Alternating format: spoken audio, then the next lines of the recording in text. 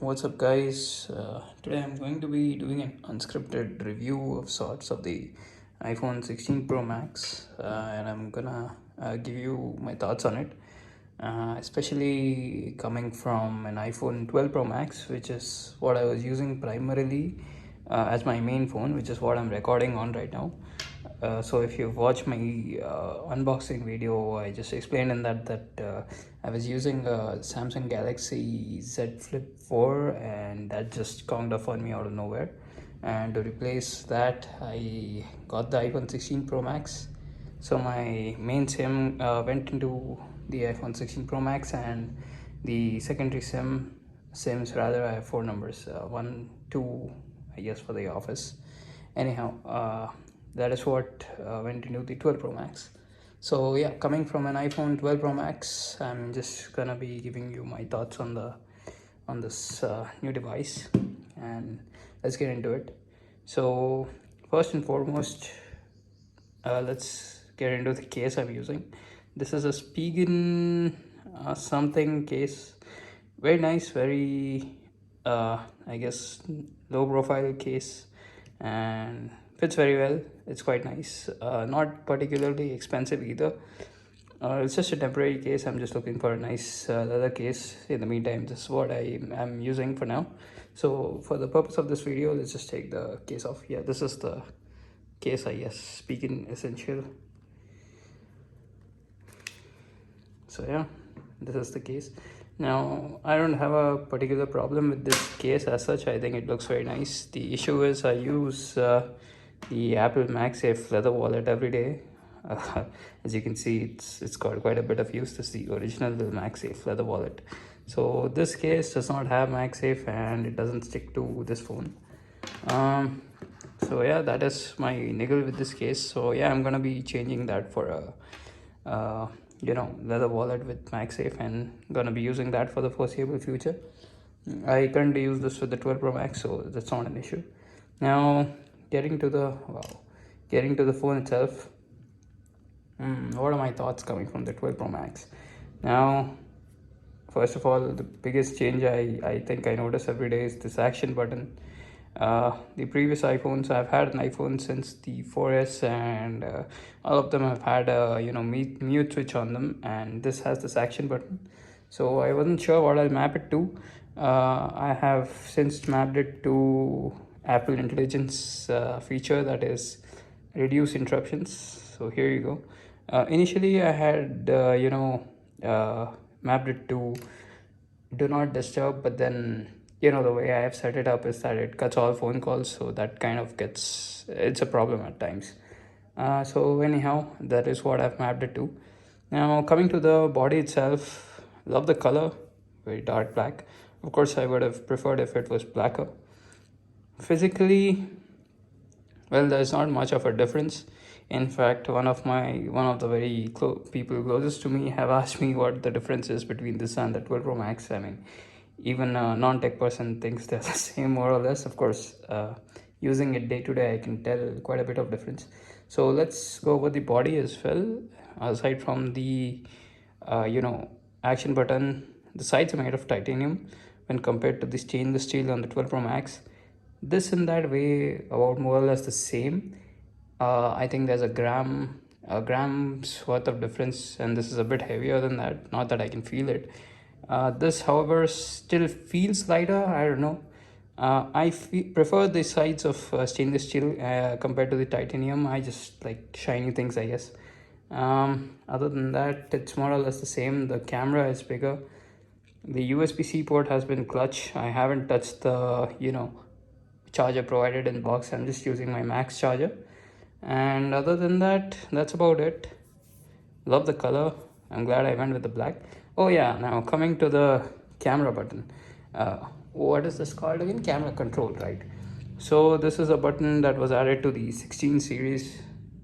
It's they don't call it a button, but it's definitely a button. As you can see, you can press it, and so this is a button coated with sapphire crystal, so this is not gonna scratch.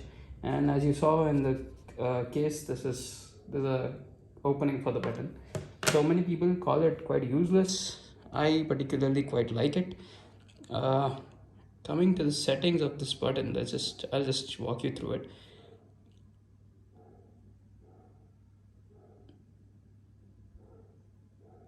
So yeah, this is the camera control settings. These are the options that I'm going with. Now there's multiple options here as well. So you can set how much force you require to, use the double press feature, and what all you can do with it. I'll just walk you through it. So I've set it to open the camera on double press, not a single press. I've used it quite a bit, to be honest with you. So the way it works is it has this feature wherein if you half tap it, you can scroll through various menus.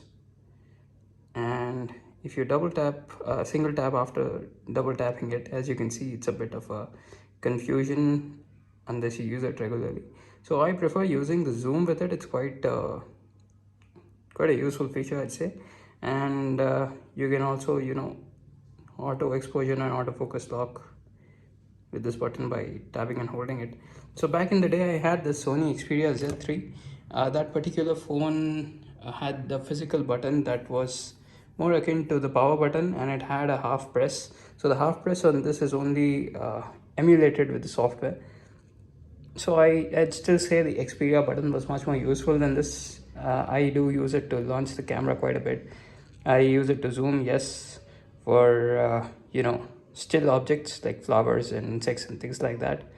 And I rarely ever use it for any other purpose, and like scrolling. I just use it. I think I've used it 2-3 times for the exposure. So that's about it. I'm not sure if this can be refined. I think it can be. Let's see what Apple decides to do with it. Other than that, that's about it. Coming to the physical differences. Now, coming to the phone itself, when compared to the 12 Pro Max, I don't think there's that much of a difference in opening and closing apps and things like that. Everything is very snappy. Of course, I noticed the 120 hertz, that is ProMotion display. It feels much smoother, but then when it comes to the time of using an app, it's really not that big of a difference that what the price commands essentially. Now, one of the features I really like in this phone is when you take a picture with any of the lenses, so it auto detects the subject. This is my dog. So as you can see, I've not used it in portrait mode, but it still detects it's a person or an animal. So you can either use the portrait mode or not. I think this is a very nice feature. I think perhaps in the future updates of iOS, portrait mode, the setting itself will particularly go away, and this will be integrated in the app itself. I think that would be the perfect use of portrait mode. Other than that, the camera has been fantastic, I'd say. For example, look at the vibrancy of the shot. Everything is crystal clear. And so this thing, photographic styles, is also quite fun to play around with. It of course asks you to set up your favorite photographic styles depending when you set up the phone itself. So that's coming clutch. Outside of that, 18.3 has been very nice. iOS 18.3, the battery is quite nice on this. So I've set it to a charge limit of 80%. Lasts me the entire day and then some. I think you can get about 8.5 to 9 hours of screen on time on this with 2 SIM cards and mixed use of Wi-Fi and 5G. I think the battery claims have been overhyped somewhat. Not that it's disappointing, or perhaps I'm using it a lot in the day, so maybe that's the difference. But my 12 Pro Max has had the battery replaced a few months back, so I'd say I get about the same, maybe slight bit less battery on the 12 Pro Max. But yeah, I don't think it's that big of a difference. Now, coming from the 12 Pro Max, another thing I noticed is the dynamic island. Let me see, I don't want to get copy strike by something. So say I'm playing music or something, it goes into the dynamic island, and I think this is a very clutch menu. So if any apps are taking advantage of the dynamic island, you can just use it like this, and if you don't want it to be there, you can just swipe and it will go away. So that's about it. I think Apple Intelligence features I have absolutely not used any AI features. I mean, I've tried them out. It has those, image playground things, whatever that is. I don't care for it. And coming to the writing tools, I've never used them. I like writing on my own. So, I mean, I guess it's good to have when it comes to, uh, writing things and all. What else? So Siri, I like the animation quite a bit. The sound, I guess I've gotten used to it. Other than that, Apple Intelligence I think has been a bust. This phone is absolutely not worth the upgrade if you have a 15 Pro Max or 15 Pro, depending on what size you prefer. Well, from the 12 Pro Max, I'd say it's been a mixed bag. Yes, I noticed the upgrade in every single aspect of the phone. It's a very uh, light refinement, I guess, in every aspect. So depending on how much budget you have, I guess that is what, and your circumstances, that is what decides if the phone is for you or not. I like the titanium sides. The corners are a bit rounded off when compared to the 12 Pro Max, quite a bit comfortable to hold. I like the dynamic island. I'm just thinking. Oh yeah, the speakers on this are phenomenal when compared to the 12 Pro Max. I really like listening to media on this.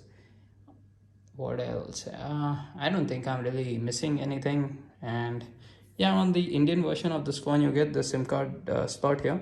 So on the US versions, I believe it's eSIM only. This one is a combination of eSIM and a physical SIM card tray, which is fantastic. Oh yeah, the always on display. Right, I really like the always on display coming from the Z Flip 4, especially how it shows the background of it. I mean, I really like it, but then I think it drains a lot of power. And so there's quite a few settings in the settings app for the always on display. Let's see. So yeah, it's here we are. So if I turn off the show wallpaper, it just shows the time.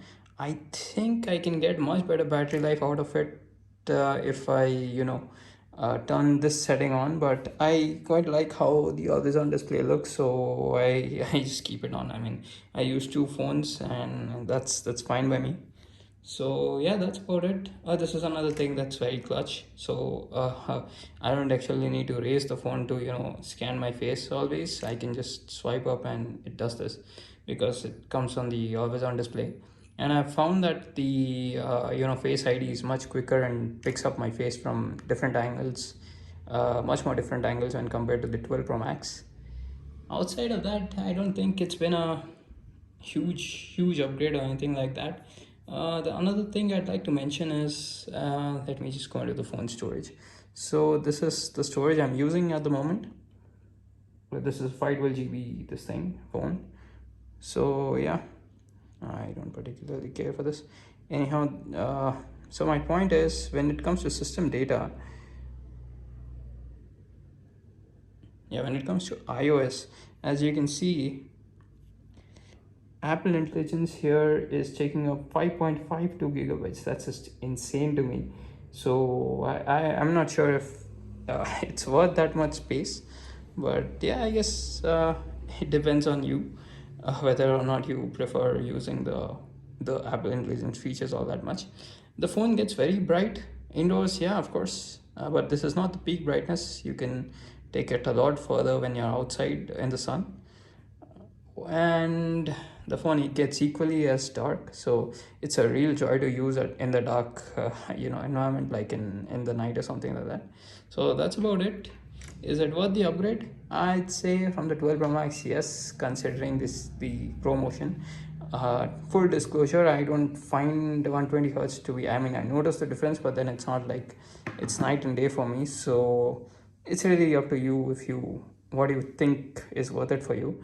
But yeah, otherwise it's an improvement in every single aspect except for one, which I just remembered.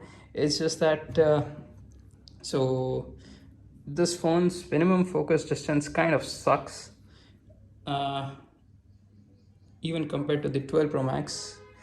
It goes into the macro mode, which uses the ultra wide, which is fine by me. Assuming we are in a well lit environment, the 48 megapixel new ultra wide camera works just fine, but in the darkness, it just falls apart. And yeah, when it comes to say coming close to a subject in darkness, I would still prefer the 12 Pro Max over this. So yeah, that's about it. uh, Nothing life changing, it's a refinement in almost every way. That's about it. Thanks for watching. I guess I hope I helped someone make a purchase decision, or you know perhaps help someone in knowing something they want to know about it. So yeah, you can drop any questions you have in the comments and I can answer to the best of my knowledge. Thanks for watching. Like and subscribe.